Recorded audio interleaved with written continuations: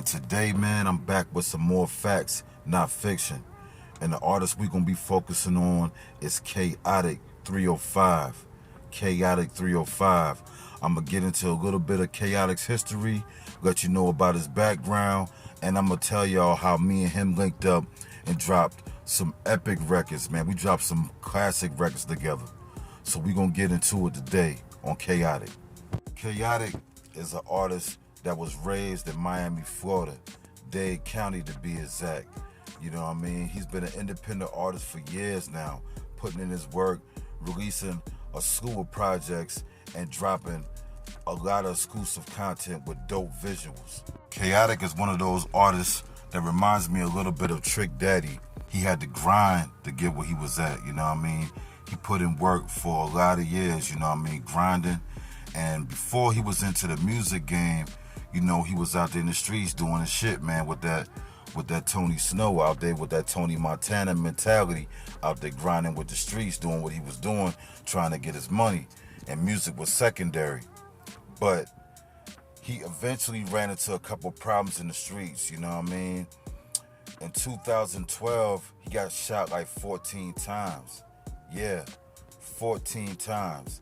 I know 50 Cent got shot for 9, and everybody knows about that, and Pac got shot 5 times and shit like that. But Khaotic got shot 14 times and survived in a home invasion / drug deal gone wrong. You know what I'm saying? And he spoke on the incident when he went and did an interview with DJ Smalls. He talked about it in depth about, you know, how he got shot and the reason why he think that he survived. It was like, it go from the physical, quick, to the mental. I'm bleeding. No, I'm speaking on like rapid fire, hitting you, bam, bam, you spinning around. You done shot back like shit, like it's going down for real. Yo, you in fucking stealth mode. Like off the rip, it's definitely an out of body experience, because when that shit went down with me, all I can remember is mentally saying out of my mouth, like, okay, man, that's it, I'm dead. And the reason why he think that he survived the 14 shots, because he was so drunk on Henny, man. He said he was so drunk on Henny that when the shots was hitting him, he was just like, all right, I'm dead, you know what I mean? Mentally, you know what I mean? Because you know how that body is, that was like an out-of-body experience, you know what I mean? And every time your body is feeling like it's in fear of death or fear of harm, it's going to do whatever it can do to survive.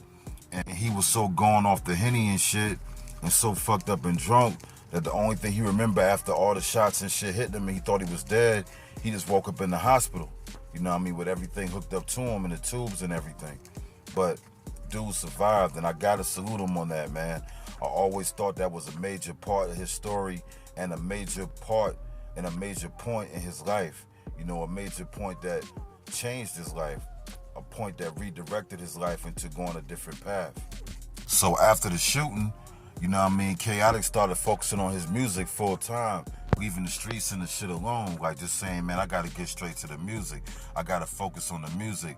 And at that time, the best way to get your shit seen musically or heard or recognized, or people to tune into what you got going on, is put your shit on World Star. And Khaotic came up with a real good scheme, a real good, you know, marketing plan to fill up the whole World Star front page. And what I mean by that is he paid for the slots on World Star for the whole front page on their website, on their app. And that shit is like $750, $800 a pop, something like that at that time. And he paid to have every song from his album be on that page at the same time on one day. So it took up the whole page when you went to the feed. So even if you were strolling through a bunch of other shit and you came to that page, you would see all his music lined up together with that album. And that album was called Booga. Booga. Booga. Booga. Cause if you don't know, Khaotic fuck with the Haitians heavy, man.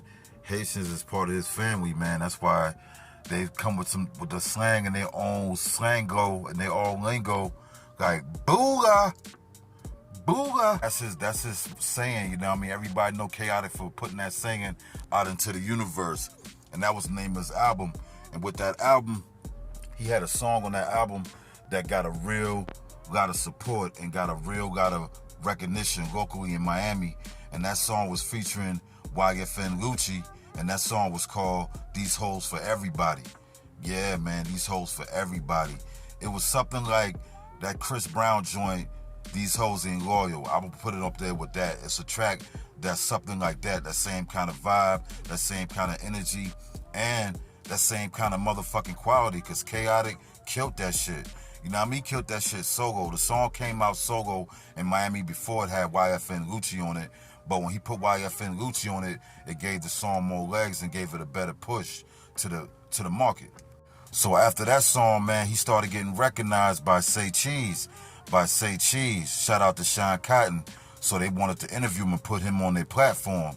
And that was the first time he had some success in the independent field. The first time he really got recognized. You know, so other artists in Miami started to take notice of him. I'm going to speak on the main artist that took notice of him would be Trick Daddy.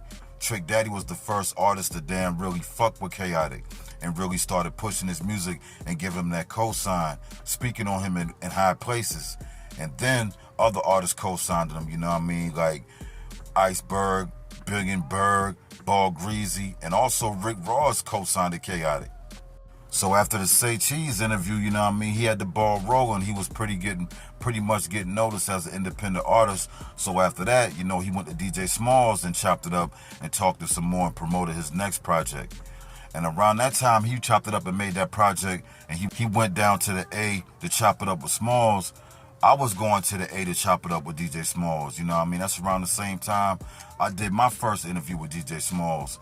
So, you know what I mean? I was paying attention to the artists that was around and paying attention to the artists that I like and the quality of their music, and he definitely was one of them that stuck out to me. So when we crossed paths, I made it a thing to make sure I got his number and he got mine, and we stayed in contact. And, you know, me, myself, you know, I do a lot of travel in Florida. I usually hang out in Orlando, but I get to go to Miami every now and then. But Orlando is like another fucking home to me. I fuck with Orlando tough, very tough. So around that same time, we both built a relationship, you know what I mean? We both was chopping it up, going, you know, on the phone, social media, shit like that, you know what I mean? And we built a good rapport. And I was like, you know, I told him one time I was on my way to Miami and I'm coming out there, man, to work on a video with this porn star. You know what I mean? So I was like, man, while I'm out there, you know what I mean, I want to link with you and do some music. And he was like, Bird, ain't no problem, man. You know, I already got the shit ready. You know, he was like, come down here, man, to Carroll City. I got the studio already set up in the building, the office building. I got the tracks ready. Just come over there, listen to something and see if it's what you like. So I pulled up on him, and he played that Water track, man. He played that Water track. And when I heard that Water track, I was like, yo, this could be something major. I know this song right here is a hit. I know it's a good record, and I know females gonna fuck with it, most importantly. You know what I mean? All my strippers, all my club hoppers, and all my working independent single mothers, I knew that they was gonna rock with this record. When I heard it, I was like, yo, I gotta get on this record right here, man. This Water, this shit a hit. This shit a classic. The same night, dropped my verse, knocked my shit down real quick. You know what I mean? The next day we did the video. You know what I mean? And that video was out there on all platforms. It's on Vivo, it's on YouTube, it's on everything. And that song, Water, came out on my classic album, LL Cool Bird, Volume 1. The classic album, you know what I mean? That album right there always been special to me. And I always felt like Khaotic came through in the clutch for me with that shit. And after that song, after we did the Water track, you know what I mean, that wasn't it. I kept on working with Dude because Dude got that sauce. You know, he was in a good place at that time. He was having a real strong wave at that time. So I told him, man, I'm coming back to Miami and do another track with you. And you know what I mean, when I got back to the Carolina and to the beach, you know, we just kept on chopping up. And I was like, the next track we did together was Dirty Money. Dirty Money, yo. And this Dirty Money track is so stupid, bro. You have no idea how crazy this Dirty Money track is. If you never heard it, you need to get up on game. Dirty Money. It's a classic. We didn't do a video to it, but it did what it was supposed to do when it came out on the album. And that also came out on the LL Cool Bird album. So after that, man, Khaotic just kept on doing this thing musically. And Khaotic got a real wild personality, man. He got a real wild personality. His personality is contagious. He's a real funny motherfucker. You know what I mean? A real funny motherfucker, real Florida energy, some real Miami energy. So he started getting popular on Instagram, man. He started popping on Instagram. His numbers started going up, his followers started going up, and the next thing you know what I mean, he got offered to be on a motherfucking reality TV show, Love and Hip Hop Miami. And that's probably what most of y'all know him from. Most of y'all probably know my dude Khaotic from Love and Hip Hop Miami. But Khaotic already been a Miami legend musically way before that fucking Love and Hip Hop shit. And the Love and Hip Hop shit is cool, you know what I mean? I think it was cool. He played it the right way. But I wish he stayed focused on his music, because Khaotic is one of those special artists that you only come across every so often. He's a very good artist, very great artist, very talented. You know what I mean? He has very good vocal pitch and vocal tone when he does his melodic shit. And I think he had the potential to be big, like, you know what I mean? Big on the level like of a Lil Wayne or some shit. But, you know what I mean? He was all about getting his bag. And, you know, Love and Hip Hop Miami, they've been breaking him off. And as far as I know, he's still a part of the cast.